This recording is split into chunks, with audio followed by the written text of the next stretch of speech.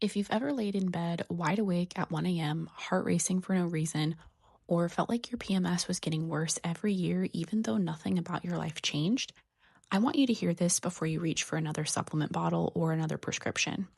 There's one mineral that's involved in over 300 processes in your body. Most women are low in it, and almost nobody gets tested for it.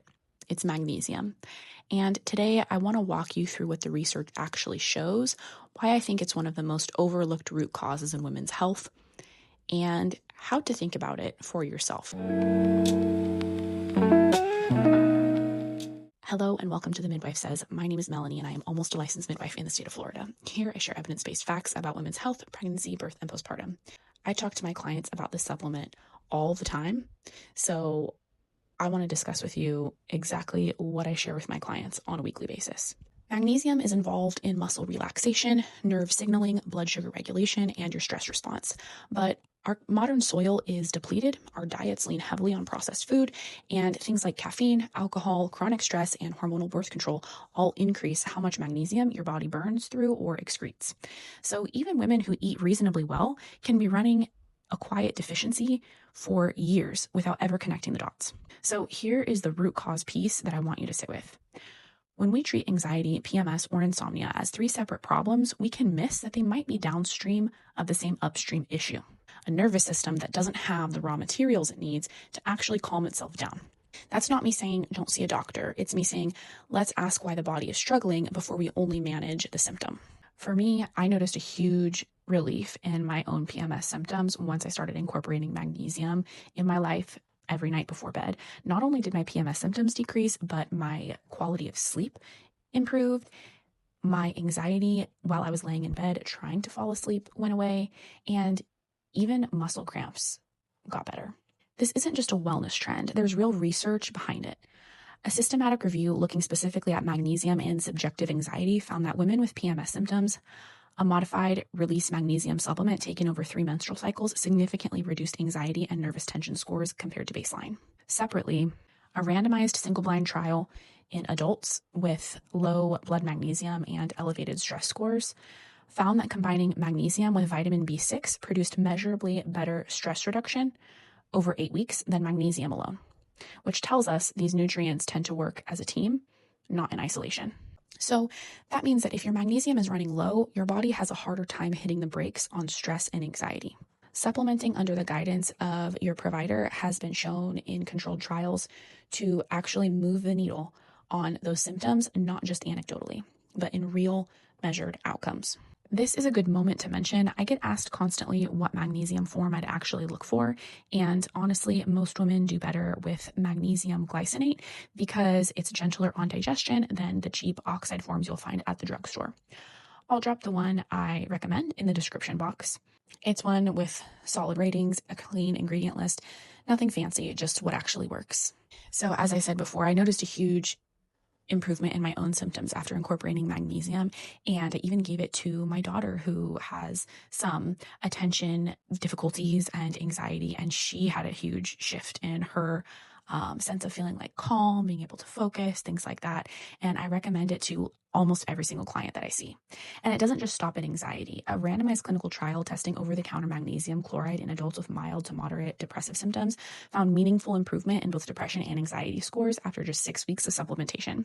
And this was an open label crossover trial, meaning researchers could directly compare each person against their own baseline.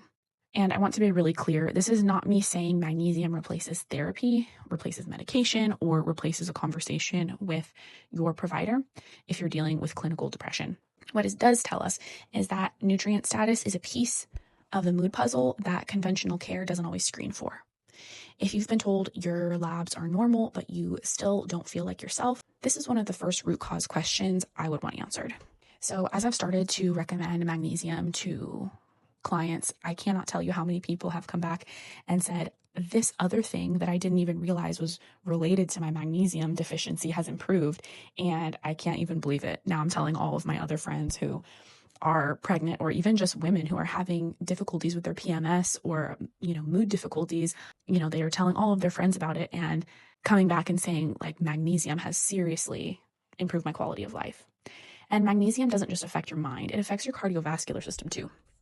A meta-analysis of 11 randomized controlled trials found that magnesium supplementation meaningfully reduced both systolic and diastolic blood pressure, with the biggest effects seen in people who already had elevated blood pressure or documented low magnesium levels. So why does that matter about a video about anxiety and PMS? Because it's a perfect example of root cause thinking. One nutrient deficiency doesn't cause one symptom. It ripples outward into multiple symptoms: nervous system, cardiovascular system, mood, sleep, muscle function. When we chase down the root cause, instead of playing whack-a-mole with symptoms, we often solve more than one problem at once, which is what I was just discussing about the patients that I've worked with. So if you're someone who deals with tension headaches or that tight, wired but tired feeling in your shoulders by the end of the day, magnesium is genuinely one of the first things I would want you to look at, alongside your sleep, stress load, and your diet as a whole.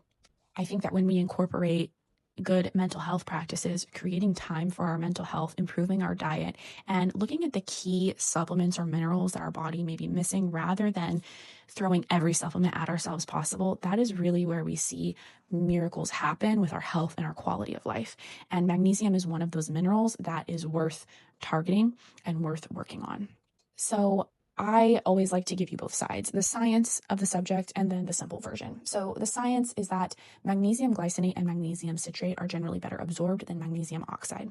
Doses used in research trials for stress and PMS symptoms have generally ranged from roughly 250 to 300 milligrams per day, but your ideal dose depends on your individual health picture, kidney function, and what medications you're on, which is exactly why this is a conversation to have with your provider if you have any current health issues. Otherwise, you should just follow the instructions on the bottle. So in plain language, your body is signaling to you constantly through anxiety, through PMS, through that, again, wired but tired feeling. And those signals are worth listening to instead of numbing out. Food sources like leafy greens, pumpkin seeds, and dark chocolate matter too, but for a lot of women, food alone doesn't close the gap because, again, we have a depleted soil. And especially if your stress and caffeine intake are high. If you've been curious about testing your levels or trying to find a quality magnesium supplement, again, I'll link a few down in the description box. So as I said, I've seen personal benefits from taking magnesium in my own health, in my family's health, and in my patient's health. Magnesium is something I feel like I am talking about all day long, and not because I'm just obsessed with magnesium, but because every time I hear about a problem or a physical symptom, magnesium is truly the first thing that I think of, because our body requires it for so many processes. So let's bring this all together. Magnesium is involved in hundreds of processes in your body, and modern life, stress, caffeine, processed food, certain medications quietly depletes it in a lot of women. Research shows magnesium supplementation can meaningfully reduce anxiety and PMS-related nervous tension, support mood in people with mild to moderate depressive symptoms, and even lower blood pressure in people who are magnesium deficient or hypertensive. None of this replaces medical care. Think of it as one more piece of the root cause puzzle, not a replacement for a conversation with your provider, especially if your symptoms are significant. Your body isn't broken and it isn't overreacting. It's usually just missing something it needs to function the way it was designed to. That's the lens I want you to bring to every symptom you experience, not just anxiety and PMS. If this was helpful, I'd love for you to stick around. I've got more root cause breakdowns coming, and I'd rather you leave here with real information than just another quick fix that doesn't actually address what's going on underneath.